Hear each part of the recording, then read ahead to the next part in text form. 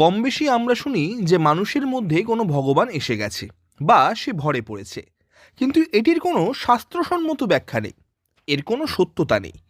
ভাব মানুষের আসলেও ভর হয় না। সহজভাবে বলতে গেলে আমরা নিজেদের আরাধ্য দেবদেবীর উপর বিশ্বাস থেকে আত্মার সঙ্গে নিজের আরাধ্যের মিলন অনুভব করি। পূজা অর্চনার সময় ধূপের সুন্দর গন্ধ, ঢাকঢোলের আওয়াজ, এসবের মধ্যে একটা মনোমুগ্ধকর পরিবেশে আমরা শান্তি অনুভব করি। সেই মুহূর্তে ওই পরিবেশে মিশে যাই, যেটা এক প্রকার ভাব। বামদেব এবং শ্রী শ্রী ঠাকুর এবং প্রকৃত সাধকেরা নিজেদের সাথে পরমেশ্বরের একাত্মীকরণ অনুভব করে ভাব সমাধিতে যেতেন।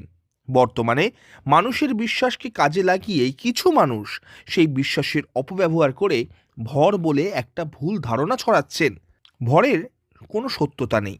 এটা একটি ব্যবসার মাধ্যম হয়ে দাঁড়িয়েছে এবং চিকিৎসা বিজ্ঞানের ভাষায় এটিকে সাইকোলজিক্যাল ডিসঅর্ডার বলা হয়।